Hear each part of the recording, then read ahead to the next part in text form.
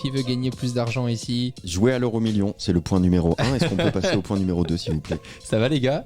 Ça va et toi? Oui, bonjour Manuel. Bonjour. Vous allez bien? Attends, j'ai un son bizarre là. Ah, c'est bon. Non, c'est parfait là. Non, c'est bon? On m'entend Ouais. bien? Ouais, on t'entend D'accord. très très bien. Je peux être payé pour ça?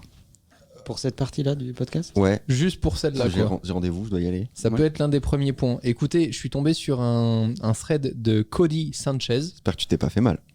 Pas mal. Et c'était super intéressant parce que c'est des phrases courtes mais qui peuvent vraiment nous donner, je pense, une bonne ligne directrice pour comprendre où mettre de son énergie si on veut juste gagner plus d'argent. Si c'est son seul objectif, en tout cas de vie, je ne vous le souhaite pas. Il vaut mieux que ça fasse partie des objectifs quand même, ça peut être utile. C'est l'un des outils, l'argent, mais c'est pas ce que j'aurais dit il y a 6 ans. Non, ça c'est Mais vrai. c'est pas le but. Voilà. C'est bien. Bah, oui. Bon, bref. Premier point. Aujourd'hui, dans la rue, il y avait des tonnes de gens qui n'étaient pas du tout intéressés par cet objectif. Ne jamais faire de rabais. Faites concurrence sur la valeur, pas sur le prix. C'est l'un des premiers conseils que m'avait donné Manuel au tout début quand je faisais des opérations YouTube Ça c'est bien. et ça. que je disais ah là là, si t'as 1000 euros, bon bah d'accord, à la place de 1500, je te fais 2000 euros. Et Manuel était venu me voir un jour et m'avait dit Inverse. Oui, parce que là, Pardon. ça À la place s'appelle de une, deux. ah oui, pardon, ça s'appelle excuse-moi, une excuse-moi, arnaque. T'arrives d'amis, je te fais 10K. à la place de 1500 euros, ok pour 1000 euros, etc. Emmanuel était venu me voir en me disant mais non, mais pourquoi tu crées pas juste plus de valeur? Ne dévalorise pas ce que tu es en train de vendre, dis simplement que là, pour l'aider, bah, tu vas faire un contenu peut-être en plus. Et c'est complètement différent. Je ne sais pas si vous êtes d'accord évidemment ou pas avec ça, mais je Bon, pense et que... t'as 18 points, on va accélérer parce que sinon on va jamais en sortir. C'est la Mais- différence entre la valeur et le coût. Donc tu peux toucher à la valeur, donner plus de valeur, mais tu dois faire exister le coût auprès de ton interlocuteur. Donc si ton coût c'est ça, bah, ne change pas le coût et donne-lui un petit peu plus de valeur qui elle a un coût marginal très faible. Tu vois, ça va aller vite puisque c'est le deuxième point. Votre prix n'est pas trop élevé, votre valeur perçue est trop faible. Moi j'allais réagir Bah tu peux parce que le Mais, deuxième point fait partie parce que du... je tiens à être payé pour cet épisode, donc j'aimerais participer un Il a minimum. compris que c'était... Oui, bah, j'applique les conseils qu'on va donner. Hein. Si la personne fait de la résistance et dit bah non, vraiment ça rentre pas dans mon budget, comment tu fais? Tu peux pas baisser la valeur éternellement, donc Bah, tu c'est lui dis peut-être- que vous c'est pouvez pas peut-être- travailler ensemble. Ouais, c'est peut-être pas le bon moment. Ouais. C'est trop tôt. Ok. En fait, tout dépend aussi de la façon dont tu fais les no-go. Tu dis, bah, désolé, ça va pas être possible pour cette fois-ci, mais il y aura peut-être une autre fois où vous aurez un meilleur budget pour la qualité de ces prods-là, etc. Si tu le fais de façon arrogante en disant, ah, ben désolé, vous avez pas les moyens, hein, tant Ok. pis pour vous. Bah là, c'est sûr que le mec, il va pas revenir demain. Mais ce qui est bien, c'est que ça améliore ton image par contre. C'est-à-dire que la personne se dit, bon là, vraiment, elle voulait pas me fournir un travail de merde, et le truc est pas trop cher, c'est vraiment sa valeur minimale, quoi. C'est ça. Troisième point, antidouleur contre vitamine, on gagne plus d'argent en vendant un besoin qu'un désir. C'est vrai. Bah oui, c'est ce qu'on dit souvent. Il faut d'abord qu'il y ait un problème et ensuite les gens ont envie d'acheter la solution. Mais s'il n'y a pas de problème, c'est plus difficile. Mais on peut, avec un bon storytelling, on a déjà parlé de storytelling, transformer le désir en besoin. C'est tout l'enjeu ouais. du storytelling. C'est de faire croire que c'est un vrai besoin et pas juste un désir. Bah oui, Apple le fait très très bien. Le Et on quatrième... est tous, Des victimes. non, pas des victimes parce que Si, ça se fait avec surtout notre toi. consentement. Celui-ci, je l'adore. Le marché n'est pas saturé. Votre entreprise est juste nulle. Je l'adore, celui-là. Ah ouais, c'est pas mal. Non, mais tu sais, c'est la première excuse. Non, mais la boîte a pas marché parce que le marché est trop saturé. Bah non, t'étais juste moins bon que les autres, en fait. Oui, ça peut être saturé, mais tu fais pas partie du top 3, quoi. Voilà, c'est ça. C'est juste que ta value proposition n'est pas différente du reste du marché. Quand tu dis le marché est saturé, ça veut dire que ta proposition de valeur ne se distingue pas des autres acteurs. Donc on fait plouf plouf, on peut prendre n'importe qui, c'est pareil. Si ta proposition de valeur est différente, alors on va te préférer. Et c'est pour ça que, par exemple, dans notre... Je sais que tu comprends pas ce concept. Si, je comprends. Qu'on te préfère? Ouais, Ah bon? t'inquiète. On me préfère souvent. J'ai l'impression que le Pardon, marché je de parle cette comme pièce est Léo Duff, saturé. excusez-moi, il faut que je me recalme là. Non, mais sans payer, je veux dire. Ah d'accord. Le premier conseil que je donne, c'est aujourd'hui on utilise beaucoup d'outils tech pour créer déjà des emails, peut-être avec des templates, des choses comme ça, etc. Et la vraie plus-value, tu le fais déjà sur le relationnel humain en passant plus de temps avec tes clients par téléphone. Ouais. Beaucoup d'industries aujourd'hui se disent, bon bah tiens, il y a un besoin ici, on va lui envoyer ça, on verra bien ce qu'il prend. Bah, en fait, si tu fais ça, tu te mets au même niveau que tous les autres. C'est juste que tu auras peut-être un phrasé différent, un contenu différent, mais à la fin de la fin, ton client il sera rassuré par le fait de se dire putain, attends, lui, quand je l'ai au téléphone, il comprend vraiment ce que je veux. Il me vend la même chose que les autres, mais ça me rassure parce que je l'ai au téléphone. Et... Moi, je suis moins manichéen sur ces questions-là. Tu chercheras AM dans le dictionnaire. Ah, c'est le mec de la Nouvelle Star ? Oui. Donc, il faut utiliser des outils d'automatisation pour des trucs qui peuvent être automatisés, mais il faut mettre, du coup, ton énergie que tu as gagnée, tu dois la passer en étant ultra humain là où il faut l'être. Donc tu peux par exemple adresser tout un tas de prospects avec un peu d'IA, de l'automation marketing, etc. Et on sera sûrement amené à reparler de ce sujet. Mais du coup, ta première interaction pour ton premier call, bah là, il faut qu'il y ait un putain d'humain avec de l'empathie, de la compréhension, de la volonté de comprendre le problème, de le résoudre et d'apporter des solutions. Complètement. Aujourd'hui, beaucoup de boîtes essayent de tout automatiser. Ça, c'est un problème. Parce qu'à un moment, surtout dans le service, tu as quand même besoin de parler à un être humain. Regarde, ce matin, avec Léo, on a appelé des prestataires pour un projet qu'on a chez Influx. C'est vrai. Je peux te dire que les interlocuteurs auxquels on a parlé, on a vu les différences. Le premier, je pense, on aurait pu demander à ChatGPT. Oui, il nous aurait mieux répondu. Il aurait eu plus d'empathie, à mon avis. Ouais. Ah, c'est ouf. On voit dans des services comme Uber, l'app, elle marche trop bien, tout est OK. Par contre, à la fin de la fin, si t'as un chauffeur qui s'en bat complètement les couilles, qui est nul, en fait, pour toi, l'app est nulle. Ah, moi, la dernière fois, j'ai un chauffeur Uber qui roulait en sens inverse. Ah, pas mal. Sur la piste cyclable ou pas ? Non, sur dommage. J'ai pas le code, mais moi-même, j'ai vu qu'il y avait un problème. T'as pas le permis tout court, hein ? Bah oui, mais le code encore moins, du coup. Oui. Prochain C'est la point. première étape, quand même, avant d'avoir le permis. Si personne ne pense que tu es fou, c'est que tu es en retard. Très très bien, j'aime beaucoup ça. Parce que si tu es déjà compris, validé, admis par la majorité, ça veut dire que ton seuil d'innovation est assez faible. Oui, il y a déjà d'autres gens qui l'ont fait très bien avant toi, qui ont éduqué le marché, quoi. Donc en fait, si tu veux être pionnier d'un marché, je ne dis pas que c'est un objectif systématique pour toutes les boîtes, mais si tu veux être pionnier d'un marché, il faut accepter de ne pas être compris. Il faut même accepter d'entendre des horreurs sur toi. Ouais. C'est-à-dire, ils font n'importe quoi, leur modèle ne marche pas, on comprend rien, on comprend pas, attends, ils sont où, c'est quoi exactement leur métier, etc. Très très bien. Moi, quand j'entends ça, en général, ça me plaît beaucoup. Alors, des fois, malheureusement, le truc est incompréhensible. Ça arrive en vrai de vrai. Oui, par contre, c'est pas parce qu'on te dit que tu es fou que tu es en avance. Ah non. Tu es peut-être vraiment fou. C'est ça. Prochain Je trouve point. un peu fou. Tu veux ? Et je suis un peu Léo me dingo, regarde, quoi, là. Non, moi, ça me faisait penser à l'iPhone et notamment le mec de chez Microsoft. Steve Ballmer. Steve Ballmer, qui disait c'est une très mauvaise machine à mail, il n'y a même pas de clavier physique. Et tu sais que c'est la vidéo que je regarde quand Je l'adore. Quand j'ai un petit coup de mou, que je me dis, bon, allez, sincèrement, c'est dur aujourd'hui, etc. Je vais voir la vidéo de Ballmer, je me dis, ah. Et tu te souviens des employés de Microsoft qui avaient fait une cérémonie avec un cercueil avec l'iPhone dedans Bien sûr. pour le Windows Phone. Putain. Les mêmes mecs qui écoutaient de la musique sur des Zune, un produit qui n'a jamais été vendu à qui que ce soit, en fait. Sauf si tu es employé de Microsoft, personne n'a jamais eu de Zune. Bah tu vois, eux ils paraissaient fous et ils l'étaient.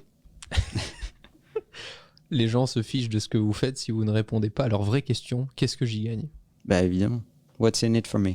Ouais. C'est toujours ça la question à la fin. C'est qu'est-ce que tu résous, qu'est-ce que je gagne, qu'est-ce que je résous comme problème, comment tu m'aides à aller plus vite, à faire mieux comprendre mon message, à rendre mon produit plus clair, plus lisible, plus envisageable. Voilà. Si ton pitch n'adresse pas ce point, tu perds ton temps. C'est pour ça que je payais combien pour l'épisode là ? Parfois, en tant que client, quand on me parle justement de tous ces points-là qu'on peut résoudre pour moi, j'aime bien essayer de pousser l'interlocuteur dans ses retranchements en disant « Ok, et quoi d'autre ?» et voir jusqu'où il va et jusqu'où la proposition peut aller. Je trouve que à la fin de la fin, c'est intéressant parce que parfois, tu as des boîtes où en grattant, tu t'aperçois que tu peux presque créer de la valeur qui n'existe pas encore chez eux parce qu'ils n'y ont pas pensé. Et tu leur dis « Mais ça, pouvez pas le faire. Ah bah si on pourrait. Bon bah ok, bah faites-moi une proposition avec ça et ça. Ah, ok, on l'a encore jamais fait, mais ça c'est cool parce que tu vois que les gens soit ont envie de se dépasser pour faire plus que d'habitude et tu comprends du coup voilà, ce qu'ils peuvent vraiment t'apporter quoi. Bah moi en tout cas c'est la question que je me pose tout le temps quand j'écris une vidéo, c'est de savoir ce que la personne va en retirer. Ah ouais mais ça c'est fou, à chaque fois Léo. Mais c'est le truc le plus important en fait, c'est la seule raison pour laquelle tu dois faire une vidéo. Tu dois faire une vidéo. Non, n'importe qui. Ah mais c'est vrai que Romain il se pose pas cette question. Non mais n'importe qui, ça Moi, je marche. me dis ça me fait plaisir de raconter ça, hein, je vais Ça raconter marche ça. dans tous les domaines. Je sais pas, Squeezie quand il fait une vidéo, il se dit bah faut que les gens se marrent. Faut que ton audience en tire forcément quelque chose, quoi que tu fasses. Il a raison. Point suivant. Donner la priorité aux critiques et aux témoignages. Un client heureux, c'est le marketing le plus puissant. Tout à fait. Lisez Seth Godin. Voilà, c'est la seule chose qu'il y a à dire là-dessus. Et en particulier un bouquin qui s'appelle Permission Marketing, qui n'est pas son bouquin le plus populaire et qui est pourtant son bouquin le plus puissant. Ah ouais? Oui. Tout le monde parle de Purple Co. Très bien. Bon, c'est un très bon livre, machin, tout ça, c'est rigolo et tout ça. Mais son bouquin le plus puissant, c'est Permission Marketing. Depuis, on a écrit d'autres trucs bien, hein, mais ça, quand même, c'est puissant. Moi je conseille Fez Godin, mais c'est un pseudo sur une autre. C'est pas sur Amazon. Non. Autre point plus facile à dire qu'à faire, mais ça permet évidemment de gagner plus d'argent. Ne prendre aucun risque, c'est laisser l'inflation grignoter votre argent jusqu'à ce qu'il disparaisse. C'est l'inflation. En gros, tu as 100 euros au début sur ton compte en banque. Il y Ouais. a 5% d'inflation. Donc, ça veut dire qu'à la fin de l'année, tes 100 euros ne valent plus que 95 euros en pouvoir d'achat. Donc, du coup, ça vaut le coup de prendre un risque pour faire en sorte que tu aies fabriqué au moins 105 ou plus euros à la fin de l'année pour avoir préservé ton pouvoir d'achat. Donc, en réalité, tu n'as pas pris un risque, tu as préservé ton pouvoir d'achat. Et si tu les perds, Bah, si tu les t'as perds, vraiment tout perdu. bah t'as pas vraiment tout perdu parce que tu n'es pas con au point d'exposer l'intégralité de tes 100 euros. Si. Bon, bah là, c'est un médicament contre la connerie. Je crois que tout le monde le cherche. Et visiblement, si je me réfère à la journée d'aujourd'hui encore, on l'a pas trouvé. Et il y a une vraie éducation pour moi encore à faire sur qu'est-ce que l'argent, l'éducation financière, où trouver ces solutions-là. Il y a plein de gens qui me disent « Ah, j'ai de l'argent de côté, je sais pas quoi en faire. » Bah, cherche les secteurs dans lesquels tu as envie d'investir, les secteurs que tu comprends, etc. Moi, j'adore Enfin, dire aux gens, tous ceux qui disent j'ai de l'argent de côté, je leur dis souvent, donc, tu as de l'argent qui perd de sa valeur. C'est vrai. Hein. C'est pour ça que moi je dépense tout. Mais à la rigueur, c'est mieux. C'est mieux.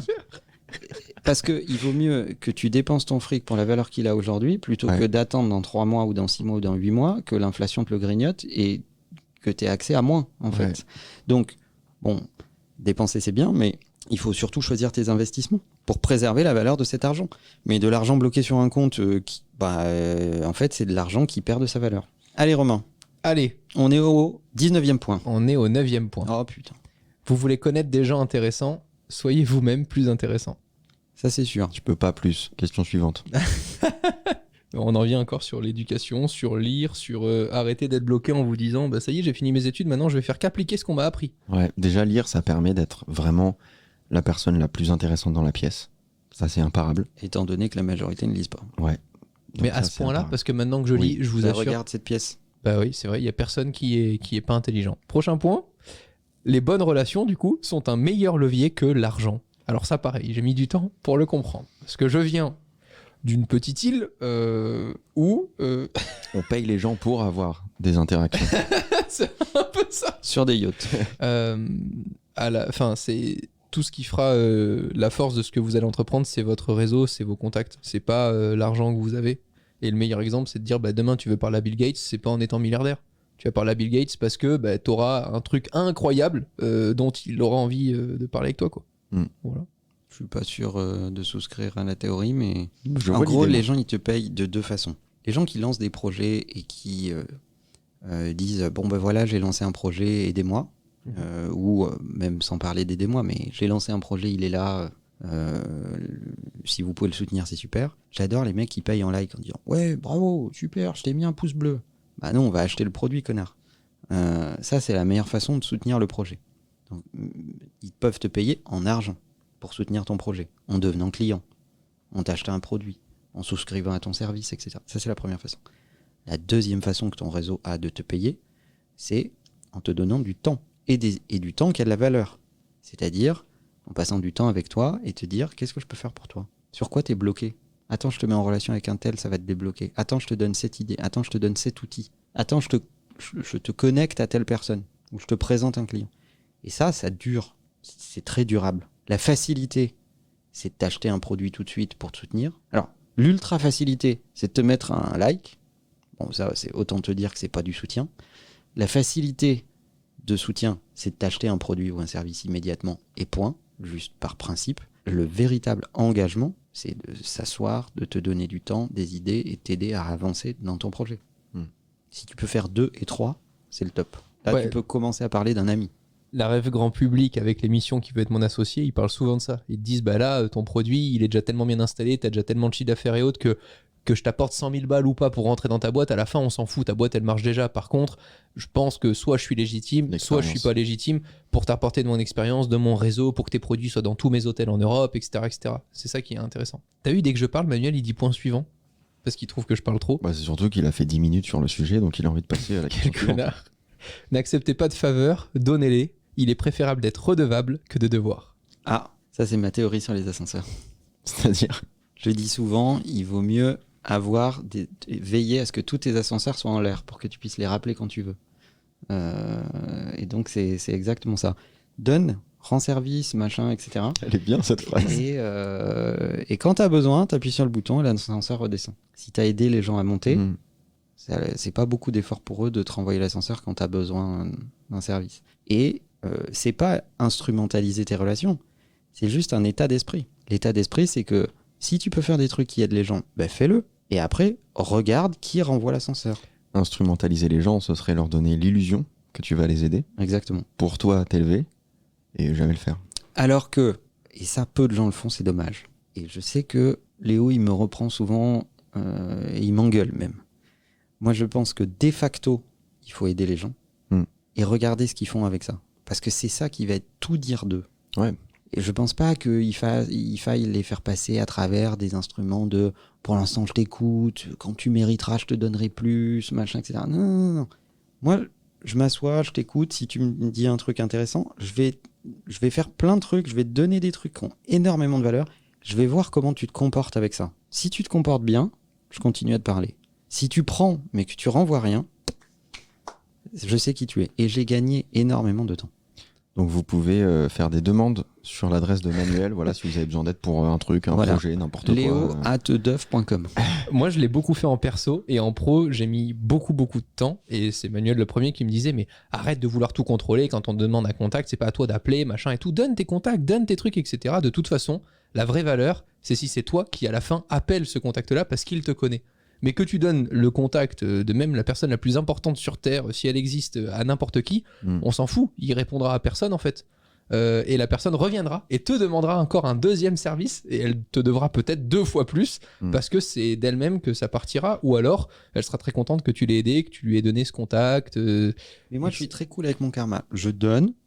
Ça, c'est ouf. Ouais, ça, c'est vrai. Voilà, et je suis très à l'aise avec ça. Ça me pose aucun problème. Et je sais que dans le lot, il y a plein de gens qui ne savent pas recevoir, qui vont complètement abuser de ce que tu auras donné, en profiter, ne rendront rien. Je le sais à l'avance, donc je peux pas être déçu. Ça fait partie du jeu. Par contre, j'accélère le processus pour détecter ceux qui rendent. Alors que si tu y vas vraiment petit à petit, tu perds du temps, etc., tu perds un temps fou, en fait. Là, c'est une façon de détecter le comportement des gens. Donc voilà, donnez beaucoup. Plus vous serez généreux, plus vous détecterez vite qui vaut la peine. Tu mets une carotte pour voir s'il bouffe la carotte. Exactement. Si ça marche sur les ânes, ça peut marcher sur les gens. D'ailleurs, n'hésitez pas à demander de l'aide parce que c'est un truc qu'on n'ose pas trop faire. Et en fait, souvent, les gens sont plus sympas qu'on le pense. Ouais. Et ça peut te permettre de gagner un temps fou et peut-être même de te faire des potes. Donc, n'hésitez pas à demander de l'aide quand vous avez besoin. Léo@deuf.com. Non, par contre, moi, je réponds pas. Et arrêtez avec ce truc de je ne veux devoir rien, je ne veux rien devoir à personne, je me dois tout à moi-même, je demande pas d'aide et tout. On doit toujours toute notre vie quelque chose à quelqu'un, à commencer par ta mère, parce que si elle était pas là. Si elle avait pas poussé, tu serais pas là. Voilà. Donc, Poussez madame. le prochain, les gars, moi. Comment tu peux être capable de faire des super citations et celle-là? C'est incompatible. Quoi? Bah, elle est très bien, c'est ça part de là. Hein. Bon, prochain point. La plupart se ruinent pour paraître riches au lieu de vivre pauvrement pour devenir riches. Ouais. Je pense que c'est juste 2 mindsets différents. Ouais, non, mais c'est l'histoire du. Je crois que la question, elle est vite répondue. Tu vois, c'est tout Bah, ça. on est surtout dans une génération qui est encore plus démonstrative qu'avant, quoi. J'ai l'impression. C'est le paraître. Putain, C'est le c'est paraître à tout plus prix. difficile que ça, je trouve. Ouais, les mecs, ils louent des Urus, ils racontent des histoires Oui, qui mais n'ont je aucun pense- rapport je avec pense leur qu'ils- réalité. Je pense qu'ils savent ce qu'ils font, ces gens. Ah non, mais Et le tu- problème, c'est et la tu communauté peux- qui les suit C'est pas sérieusement. ça le sujet. Le sujet, c'est qu'ils arrivent à s'auto-persuader que c'est vrai. Oui, peut-être, mais je sais pas. Moi, j'ai tendance à me dire que les gens qui s'achètent des belles fringues, etc., bah, c'est simplement leur personnalité, c'est leur mode de vie. Et tu leur dis demain, mais tu sais, ce serait plus smart de vivre un peu pauvrement pour être riche plus tard. Je pense qu'ils s'en foutent. Ils ont pas envie de ça. C'est juste Mais la deux question, mindsets différents. La question, c'est pas tellement les histoires de fringues. Moi, je comprends que tu as des problèmes de fringues, Léo, mais C'est vrai en plus. moi, ce qui me pose plus problème, c'est le sticker sur la portière, 49 € par heure. Oui, non, mais d'accord, tu mais vois, là, tu prends un extrême.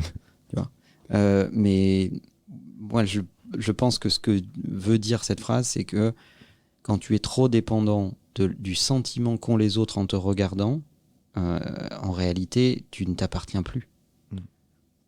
Je discutais avec un de mes potes qui est un des managers d'une marque de haute joaillerie qui s'appelle Van Cleef & Arpels.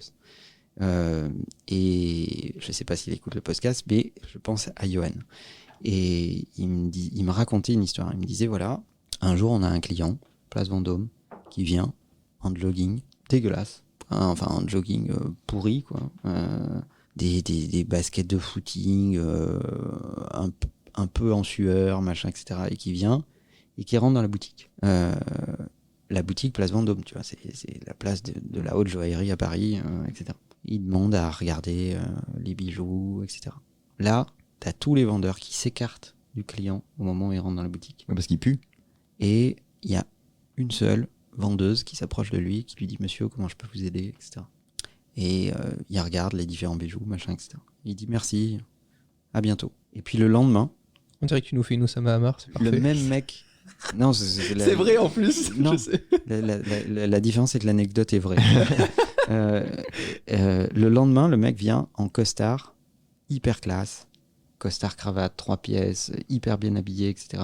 Là, t'as tous les vendeurs qui s'approchent en disant « Monsieur, comment je peux vous aider ?» etc. Il dit « Fermez votre gueule, bande de cons, je veux parler à cette demoiselle. » Parce que c'est la seule qui a voulu me parler hier. Et il est parti avec une pièce à 3 millions d'euros. Ah ouais. Et le mec était au Ritz, juste en face, Parfait. sur la place. Donc, Donc, ce qu'il faut lui, retenir, il s'est affranchi du regard des autres. Il en a rien à foutre de paraître riche. Il en joue même, Ce pour qu'il que les veut, autres se rendent Ce compte. qu'il veut, c'est l'être. C'est avoir la liberté. Et l'anecdote, c'est je veux acheter cette pièce parce que je vais demander ma femme en mariage. Je loge au Ritz juste en face. Et voilà la pièce que je veux pour faire ma demande en mariage. L'histoire ne dit pas s'il a divorcé ou pas.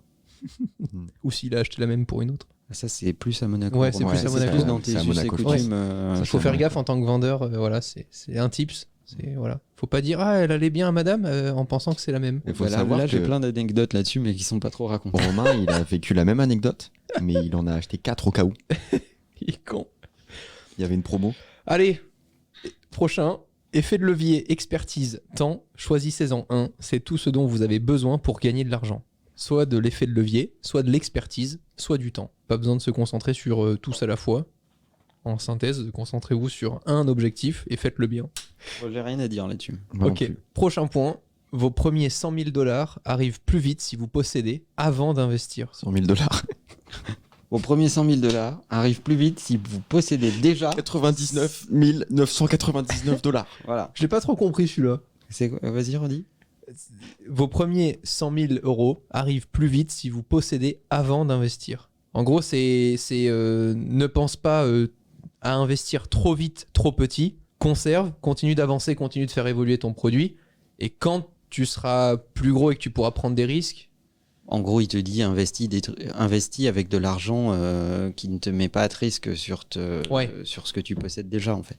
Donc, investis avec de l'argent qui ne t'est pas indispensable. la croissance, c'est l'amplification des petites choses. C'est vrai, 1% chaque jour. Moi, je déteste les gens qui me disent « Ah, mais pour faire ça, j'ai besoin de ça. Ah, mais pour faire ça, j'ai besoin de ça. Ah, mais là, je dois attendre d'avoir ça parce que ça, c'est pas sûr. » Je fais « Putain, ferme ta gueule, avance, quoi. » Pars du principe que tout est OK, mais avance, fais le truc et tu verras bien. Toujours penser petit. Bah, en tout cas, découper tes tâches. Si t'as un gros truc où tu dis « Oh là là, ça va être compliqué », encore une fois, découpe tes trucs en plein de petits trucs que tu peux faire tous les jours Ouais, mais pour donc, que ton donc truc tu avance. penses petit. Ouais, c'est vrai. Mais c'est les détails qui comptent. Moi, je dirais pas que c'est penser petit, c'est penser grand, mais c'est faire des petits pas tous les jours. Oui, Mais il y a un truc, c'est tu fais 90%, je sais plus ce que c'était que la situation, mais tu fais 90% en un mois et les 10 derniers pourcents en 10 ans, quoi. Tu vois, le truc, voilà. C'est la stratégie des petits pas. Un petit pas chaque jour, ça vaut mieux qu'un grand pas tous les 10 ans. Donner de la valeur gratuite sans aucune attente et donner Il de dit la... quoi l'orthophoniste? C'est très bien, merci. On pense embrasse, petit, je crois. on embrasse le meilleur sniper de France. Je cherche son prénom. Pierre oui. Palmade. Putain, Xavier c'est- Dupont de Ligonnès. C'est un sacré sniper. c'est un long sniper qui va jusqu'au nez en tout Tu cas. cherches Laurent Baffy. Laurent Baffy, merci. Donner de la valeur. J'ai rigolé tout ça de ta vanne 10 minutes après. Donnez de la valeur gratuite sans aucune attente et vous obtiendrez des retours 10 fois plus grands plus tard. C'est ce que tu disais C'est au ce tout qu'on début. disait tout à Voilà. C'est ce qu'on disait tout à l'heure. Voilà, merci. Votre produit doit répondre à la demande et non tenter de la créer. Ça, j'étais pas trop d'accord. Il y a tellement de produits qui ont créé une demande. Enfin, je demande. Ex nihilo, non, c'est rare. Ah ouais Non, c'est assez rare. Mais par exemple, quand le premier iPhone est arrivé avec l'écran tactile, les gens n'avaient même pas idée de ce qu'était un écran tactile. Oui, mais tu es déjà dans le how. Alors Ouais. que la réalité, dans le fond, c'est que tout le monde savait que les smartphones, c'était relou dans leur ergonomie. Mais tout le monde s'en contentait.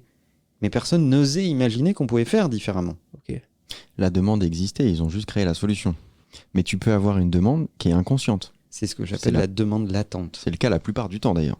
Et ça, c'est le top. Quand tu arrives avec un produit qui répond à une demande latente, qui est encore peu verbalisée, Mais si tu fais Sur pas, laquelle- si t'es pas Quechua, pas mal, sur laquelle tu poses des mots, tu décortiques le problème et tu expliques que ton produit le résout, c'est la keynote de Steve au moment de l'iPhone. Il montre des smartphones de la catégorie, il dit on va se débarrasser des claviers en plastique horribles, dégueulasses, on va enlever les stylets, etc. En fait, il passe une grande majorité de la keynote à montrer des produits existants et à expliquer quel est le problème. En réalité, il adresse la demande latente que personne n'a osé ou su verbaliser jusqu'à présent. Donc dans votre marché, cherchez quelle est la demande latente qui existe, mais qui est un peu comme ça, vaporeuse, que les gens ne savent pas verbaliser. Et si tu arrives avec une solution face à ça, c'est carton plein. Dernier point.